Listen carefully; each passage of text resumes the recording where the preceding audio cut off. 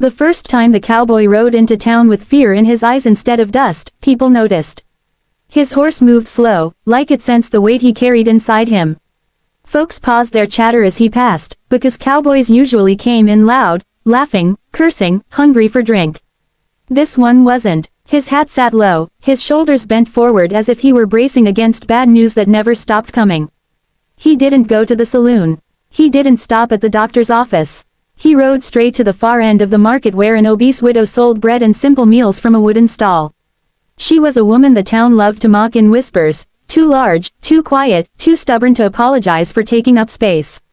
Yet when trouble ran deep, people sometimes glanced her way, then looked away, afraid of what she represented.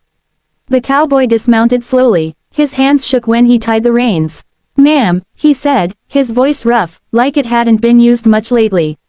She looked up at him, eyes calm, sharp, and tired in a way that only came from surviving too much. "They say you know how to bring people back," he continued.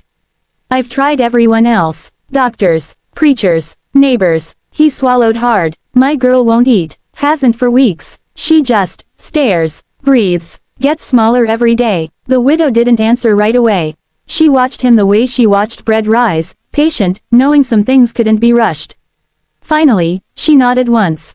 "Where is she?" That was all. No promises. No pity. She closed her stall without explaining herself, ignoring the surprised looks around her.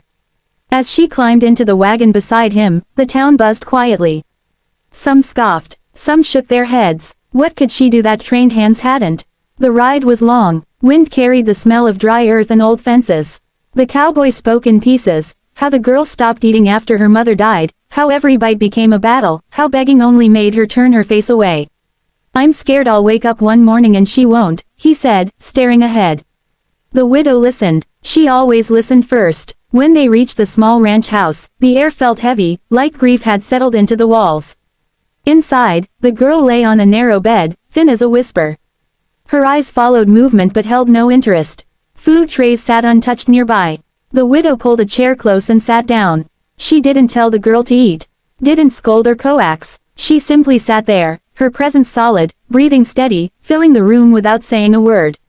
After a long while, she spoke softly, not about food, but about winter nights, about loneliness, about how hunger wasn't always about the body. The girl's eyes shifted, just a little, toward her. The widow returned the next morning without being asked. She brought no basket of food, no steaming soup, nothing that smelled of pressure or expectation. She sat in the same chair by the girl's bed and greeted her as if they were old acquaintances meeting again after a short rest. The cowboy watched from the doorway, unsure whether to hope or to brace himself for another disappointment. She spoke of small things at first. The sound a kettle makes just before it sings. The way dough feels under warm palms. How some days the body refuses kindness even when the heart begs for it. The girl stared at the ceiling, but her fingers twitched once, almost unnoticeable. The widow saw it. "You don't have to eat," she said gently. "No one here is counting your bites." The words surprised the cowboy. He had spent weeks pleading, threatening, bargaining. He felt something loosen in his chest, though fear still sat heavy there. On the third day, the widow brought a cup of broth, not to the girl, but for herself. She sipped it slowly, openly, without comment. Steam curled into the quiet room. The girl's nose wrinkled at the smell before she caught herself. The widow smiled, not at her, but at the cup, as if remembering something fond. "This was the first thing I managed after my husband died," she said, voice steady. "Not because I was hungry. Because it was warm." She paused. Warmth can be easier than food. The girl's eyes shifted again. This time they lingered. By the fifth day, the widow told her about the days when eating felt like a betrayal, when surviving felt unfair to those who hadn't. She didn't name grief as a weakness. She named it as a weight, one that made even lifting a spoon feel impossible. The girl's lips pressed together, and a tear slid down into her hairline. That evening, the widow set a small bowl on the table between them. Not full, not impressive, just enough. She didn't push it closer. She didn't ask. She continued talking about her stall, about how people stared at her body as if it were proof of something shameful. "They think size tells a story," she said quietly. "But they don't know which chapters were written by love, and which by loss." The girl reached out, hesitated, then pulled her hand back. The cowboy nearly broke. The widow caught his eye and shook her head slightly. "Patience. The next morning, a spoon lay on the floor. No one mentioned it. Later, the girl lifted the bowl herself. Her hand trembled so hard the broth rippled. The widow stayed still, breathing slow, anchoring the room. One sip touched the girl's lips. Then another. It wasn't much. It wasn't victory, but it was real. The cowboy turned away, tears blurring his vision, as the widow quietly cleaned the spoon and set it back where it belonged. The girl did not wake up hungry the next day, and no one pretended she would. The widow arrived as she always did, steady and unannounced, carrying only herself and the calm that seemed to follow her into every room. The cowboy noticed how the house felt different now, not lighter, not fixed, but less afraid of its own silence.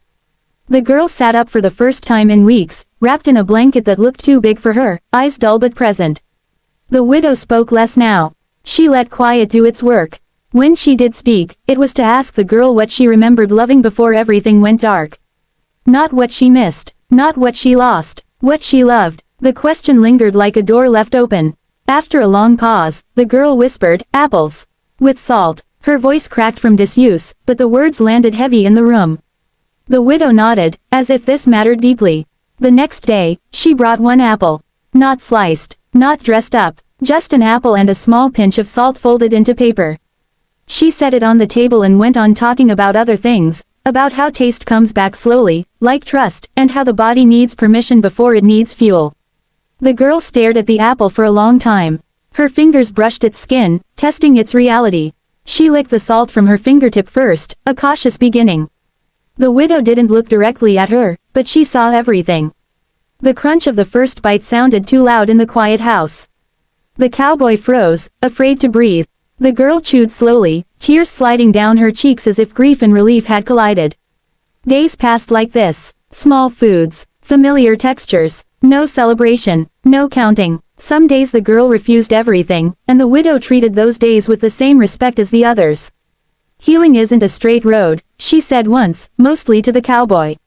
"It's a field you cross at your own pace." Strength returned in pieces. Color crept back into the girl's face. She began sitting outside, feeling sun on her skin like something remembered. The widow taught her how to listen to her body without anger, how to notice hunger without fear. She never once told her to be grateful. She never once made her feel broken. One afternoon, the girl asked the widow why she helped her. The widow took her time answering. "Because no one could make me eat again," she said. "They only made me feel watched. And because sometimes it takes someone who survived being judged to teach you how to survive being seen." When the girl finally laughed, soft, surprised by the sound of herself, the cowboy pressed his hand to his mouth. The widow stood to leave soon after, sensing the work had shifted now, that it belonged to the girl in the world again. As she walked away from the ranch, heavier steps did not follow her. Only the quiet knowledge that something fragile had learned how to stay.